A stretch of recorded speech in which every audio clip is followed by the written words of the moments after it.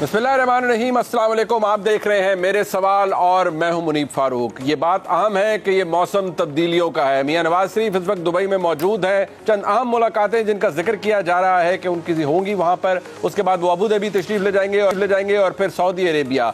मियां नवाज शरीफ का ये दौरा अहमियत क्यों हासिल कर गया है? कौन सी ऐसी अहम मुलाकातें हैं जो कि मियां नवाज शरीफ करना चाहते हैं पाकिस्तान आने से पहले? याद रहे कि आज ही के रोज नेशनल असेंबली के अंदर मुतफक्का तौर पर यह मंजूर कर लिया गया, जो कि पहले जो सेनेट से मंजूर किया गया था, यानी कि इलेक्शन एक्ट में तरमीम के बाद जो अब नाअहली है उसकी मुद्दत 5 साल होगी, चाहे वो 63(1) के तहत हो या 62(1) के तहत हो। याद रहे कि अभी भी सुप्रीम कोर्ट ऑफ पाकिस्तान का एक अहम फैसला इन फील्ड है और वो समीउल्लाह बलोच जजमेंट के अंदर है, जिसको इंटरेस्टिंगली उमर अता बंदयाल साहब ने ही ऑथर किया था, जिसमें कहा गया था कि अगर 62(1) के तहत नाअहली होती है तो वो ताहयात होगी। इसको सर्कमवेंट करने के लिए ये काम किया गया है, लेकिन अभी भी वो जजमेंट अपनी जगह मौजूद है। मियां नवाज शरीफ, जहांगीर तरीन साहब और बहुत से लोगों के लिए जो अब तक ताहयात नाअहली का सामना कर रहे हैं, उनके लिए रास्ता खुला है। लेकिन मियां नवाज शरीफ के सामने अब भी एक कानूनी पेचीदगी है, वो उनकी डिस्क्वालिफिकेशन के बाद उनकी कन्विक्शन है। डिस्क्वालिफिकेशन की मुद्दत खत्म भी हो जाए तो उनको अपनी 2 मुकदमात के अंदर कन्विक्शन को सेट असाइड कराना पड़ेगा। एज वी स्पीक मियां नवाज शरीफ अदालत से अब्सकॉन्ड कर रहे हैं। वापस कब आएंगे, उनका सियासी लाए अमल, कानूनी लाए अमल क्या होगा, ये सवाल अपनी जगह मौजूद है। एक आम मामला मिलिट्री कोर्ट्स के हवाले से सुप्रीम कोर्ट के अंदर पेंडिंग है और ईद से पहले यानी मंगल के रोज तक उस पर कोई डेवलपमेंट होना लगभग तय है और सुप्रीम कोर्ट ने इसका इंदिया भी दे दिया है। इसमें बहुत बड़े स्टेक्स इन्वॉल्व हैं। रियासत ने अपना नैरेटिव बता दिया है, अपनी विल, अपनी इंटेंट बता दी है और बहुत ज़्यादा इफेक्टिवली डिफेंड किया जा रहा है इस पूरे मामले को कि सिविलियंस अगर 9 मई के वाक़यात में शामिल हैं तो कानून ये इजाज़त देता है कि उनका ट्रायल मिलिट्री कोर्ट के अंदर हो, पाकिस्तान आर्मी एक्ट के तहत हो। ये बात अहम है, इसके हवाले से भी बात करेंगे। मियां नवाज शरीफ के बाद इमरान खान का सियासी फ्यूचर, इसकी अहमियत इसलिए ज़्यादा है कि उनके बगैर इलेक्शन का क्या आउटकम होगा। पाकिस्तान तहरीक इंसाफ का वोटर क्या डिसल्यूजन होकर घर बैठा रहेगा या कुछ होगा भी? आवाम की राय भी आपके सामने रखेंगे। आज के इस प्रोग्राम में मेरे बहुत खुसूसी मेहमान तशरीफ़ लाए हैं। उस्ताद जनाब मुजीबुर रहमान शाफी साहब हमें ज्वाइन कर रहे हैं। शाफी साहब आपका बहुत शुक्रिया। हमारे भाई जनाब सलीम साफी साहब मुल्क के मुमताज़ सहाफ़ी हैं और खुसूसी शफ़क़त करते हैं हमेशा। साफी साहब आपका बहुत शुक्रिया। कुछ देर में जनाब मोहम्मद मालिक साहब भी हमें ज्वाइन करेंगे, उनसे भी हम तज्ज़िया हासिल करेंगे। शाफी साहब, सबसे पहले मैं आपसे आगाज़ करना चाहूँगा। नवाज शरीफ की वतन वापसी से पहले दुबई जाना, अबू धाबी का इरादा रखना और फिर सऊदीया जाना, इसको आप किस नजर से देखते हैं? कुछ ऐसा है जो कि वहां पर स्टिच अप करना है मियां नवाज शरीफ ने वापस आने से पहले आपके नजदीक? देखिए, नवाज शरीफ साहब जो हैं, यानी ये एक हमें तासुर तो मिल रहा है या मैसेज मिल रहा है कि अभी तक वो पाकिस्तानी सियासत में बहुत रेलेवेंट शख्सियत हैं और बैनुल-अक़वामी सतह पर भी उनको रिकग्नाइज़ किया जा रहा है। तो मुत्तहिदा अरब अमारात में भी उनको खुसूसी प्रोटोकॉल दिया जा रहा है। इसके बाद सऊदी अरब भी वो खुसूसी इकराम के साथ जाएंगे और उसके बाद यानी वहाँ भी देखिए, इस वक्त जो पाकिस्तान की मुश्किलात हैं उसमें उसको दोस्तों के ताउन की भी ज़रूरत है। यूएई और सऊदी अरब और दूसरे ममालिक जो हैं दोस्त, उनके ताउन के बग़ैर हम अपनी मुश्किलात पर काबू नहीं पा सकते। तो एक तो उनके दौरे की इस लिहाज से भी अहमियत है, दूसरा ये है कि वो अपने सियासी रफ़क़ा से तबादला ख्याल कर सकेंगे और अपना लाहे अमल तय कर सकेंगे। तो मेरा ख्याल जो कुछ नवाज शरीफ साहब के साथ हुआ है वो तो अब तारीख़ ने साबित कर दिया कि वो जुल्म था।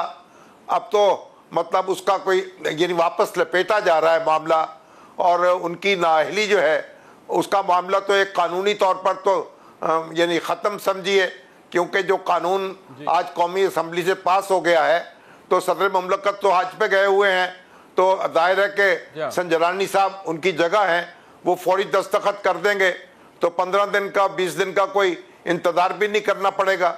अब यह मामला सुप्रीम कोर्ट के सामने जाएगा कि अगर सुप्रीम कोर्ट ने तशरीह कर दी है किसी आईनी शेख की, तो क्या वो तशरीह भी आइन की तरह शुमार होगी? क्या 2/3 अक्सरियत चाहिए होगी उसको ख़त्म करने के लिए, या आम कानून भी उसे ख़त्म कर देगा। तो ये बहस तो होगी, लेकिन मेरा ख्याल जिस तरह हालात बदले हैं और मौसम बदला है और वाक़यात बदले हैं, उससे तवक्को की जा सकती है कि नवाज शरीफ साहब के लिए आसानियाँ पैदा होंगी और वो सिस्टम में वापस आकर अपना किरदार अदा कर सकेंगे। सलीम साहब, हालात बदल जाते हैं। 2018 के अंदर जो हुआ, तब्दीली आई और तब्दीली किस तरह से पिट गई, आपकी किताब भी है, और तब्दीली गले पड़ गई। तो गले तो खैर पड़ गई और शायद जिनके गले पड़ी उनको एहसास भी हो गया। बट चलें, अब उसको रिवर्स कर रहे हैं। जिस तरह शामी साहब ने कहा कि बहुत सारी चीज़ों को वाइंड अप किया जा रहा है, रिवर्सल हो रहा है, बहुत सारी जो गलतियाँ की गई थी। ऐसी सूरत हाल में आपके नज़दीक ये बड़ा अहम है, या ये आपको लगता है क्योंकि पहले भी सऊदी अरेबिया से मियां नवाज शरीफ साहब या पूरे शरीफ ख़ानदान के रॉयल फैमिली से अच्छे ताल्लुकात हैं, यूएई के अंदर उनके ताल्लुकात हैं, क्या ये रूटीन का उनका दौरा है कि वो आने से पहले मामलात को देख रहे हैं, या इसके अंदर कुछ और ऐसा भी होगा पाकिस्तान की जानिब से या मुख्तदर हल्कों की जानिब से जो कि शायद आम लोगों को नहीं मालूम, लेकिन कुछ फैसिलिटेशन यहां से भी प्रोवाइड की जा रही हो मियां नवाज शरीफ को?